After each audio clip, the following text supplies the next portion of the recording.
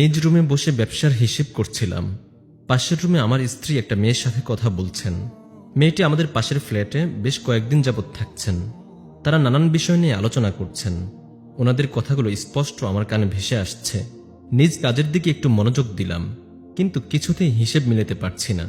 সব কিছু রেখে দিয়ে বিছানায় শুয়ে একটি বই পড়ব বলে মত পোষণ করলাম, কিন্তু ওনাদের কথা বলার কারণে ঠিক মন দিয়ে বইটাও পড়া হলো না।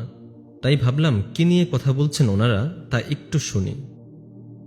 পাশের ফ্ল্যাটের মেয়েটি বলছেন, আচ্ছা ভাবি, আপনার স্বামী সারাদিন বাইরে থাকেন এবং আপনি তো সারাদিন একাই বাসায় থাকেন, এতে আপনার খারাপ লাগে না?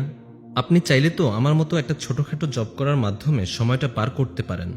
আমিও ঠিক আপনার মতো সারাদিন বাসায় একা থাকতাম, কখনো টিভি দেখতাম, কখনো গান শুনতাম, নয়তো ফেসবুক নিয়ে পড়ে থাকতাম।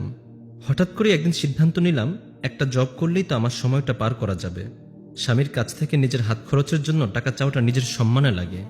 বিয়ের পূর্বে তো একেবারে স্বাধীন ছিলাম, আর বিয়ের পর ঘর কোনো হয়ে গেলাম, তাই এখন আর তেমন একাকিত্ব অনুভব হয় না। মাঝে মধ্যে রাতের খাবার বাইরে খেয়ে নেই। চিন্তারও অবসান হলো। আপনি চাইলে আমি যেখানে জব করি সেখানে জবের ব্যাপারে বসের সাথে কথা বলতে পারি। বেতনের দিক দিয়েও ভালো, মাসে 25,000-এর মতো।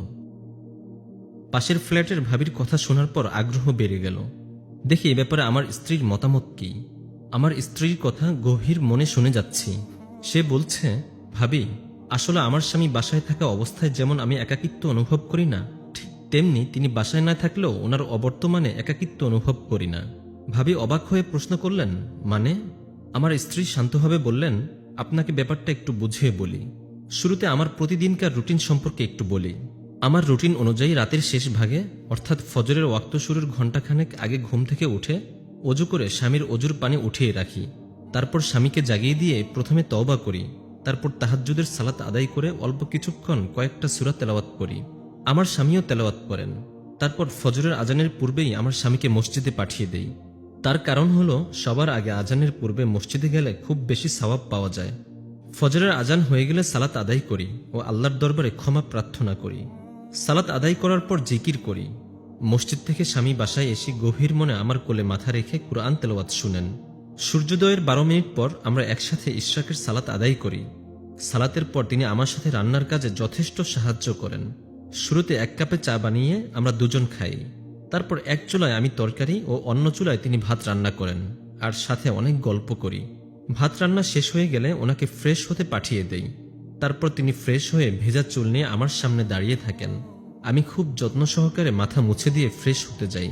তিনি সুন্দরভাবে সকল খাবার টেবিলে সাজিয়ে রেখে রুমে চলে আসেন। আমাকে কোলে করে খাবার টেবিলে নিয়ে আসেন। আসলে টেবিল বলতে আমি মেঝে বুঝিয়েছি। আমরা রসূলের সুন্নাহ অনুযায়ী যতটুকু পারি সেটা মেনে চলতে চেষ্টা করি। তিনি নিজে আমাকে খাইয়ে দেন এবং খাওয়া শেষে অফিসের জন্য তৈরি হতে রুমে যান। এর ফাঁকে আমি অল্প একটু গুছিয়ে দুপুরের খাবার গরম করে টিফিন নিয়ে নিজ রুমে আসি। তিনি তৈরি হয়ে টিফিন হাতে নিয়ে ব্যবসার কাজে চলে যান। তারপর দরজা বন্ধ করে সব কিছু গুছিয়ে নেই। 9:30 বা 10টার দিকে জায়নামাজ বিছিয়ে চাশতের সালাত আদায় করে গোসল করে নেই। যখন জোহরের আজান হয়ে যায় সঙ্গে সঙ্গে সালাত আদায় করে কুরআন পাঠ করি এবং জাওয়ালের নামাজ পড়ে নেই। কুরআন তেলাওয়াত শেষ করে স্বামীকে ফোন দিয়ে নামাজের ব্যাপারে কথা বলি। তারপর খাওয়া দাওয়া করে কিছুক্ষণ ঘুমিয়ে নেই। 3:30টার দিকে আমার স্বামী ফোন দিয়ে আমাকে জাগিয়ে দেন, নয়তো আমি নিজেই জেগে যাই। হাত মুখ ধুয়ে শাশুড়ির সাথে ফোনে কথা বলার পর বাবা মায়ের সাথে কথা বলি। ননদের সাথে ফোনে কথা বলা শেষ করে একটু বই পড়ি। আসরের সালাত আদায় করার পর কয়েকটা সূরা পাঠ করে বাসার সকল জানালা লাগিয়ে দেই। ঠিক মাগরিবের সালাত আদায় করে অল্প কয়েকটা সূরা তেলাওয়াত করার মধ্যখানে স্বামী ফোন দিয়ে বলেন আমার কিছু লাগবে কিনা। অবশ্য বাজারের দিকটা আমার স্বামীকে আজ পর্যন্ত বলতে হয়নি, কেননা তিনি নিজ থেকেই যা কিছু লাগবে তা আসার সময় নিয়ে আসেন। কুরআন তেলাওয়াত শেষ করে রান্নাঘরে গিয়ে রান্না করি। ইশার সালাত আদায় করে তওবা করার পর ইস্তিখারা সালাত পড়ি। তারপর 2টি সূরা তেলাওয়াত করি। ইশার সালাতের পর তিনি খুব ক্লান্ত হয়ে বাসায় আসেন। আগেই সালাম দিয়ে মুখের ঘামগুলো খুব যত্ন সহকারে মুছে দেই। হাত থেকে ব্যাগটা নেই, 1 গ্লাস পানি দিয়ে ওনার দিকে এগিয়ে দেই। আমার স্বামী গ্লাসের অর্ধেক পানি পান করে আমার দিকে বাড়িয়ে দেন, বাকিটুকু আমি পান করি। ওনার দিকে টাওয়ালটা এগিয়ে দেই। তিনি ফ্রেশ হতে গেলে আমি 1 কাপ চা তৈরি করে নিয়ে আসি। তারপর চা খেতে খেতে গল্প করি। শেষে খাওয়া দাওয়া করে ঘুমিয়ে পড়ি। আপনাকে এত কিছু বললাম এজন্যই, আমি কখনোই নিজেকে একা ভাবিনি। আমার স্বামী বাসার বাইরে থাকলেও ওনার ভালোবাসা আমাকে সবসময় উৎসাহ দেয়। সেই সাথে আমি ওই সময়টাতে সালাত ও কুরআন তেলাওয়াতকে দিনটার একাকিত্বের সঙ্গী হিসেবে গ্রহণ করি। এতে করে পরকালের জন্য কিছুটা সঞ্চয় করতে সক্ষম হই ও এমন সুযোগ করে দেবার জন্য আল্লাহর দরবারে স্বামীর কল্যাণ কামনা করি। এরকম একটা ভালো সুযোগ থেকে আমি কখনোই বাদ পড়ে যেতে চাইনি। আমার হাত খরচের সবকিছু তিনি নিজের হালাল উপার্জন থেকে দেন।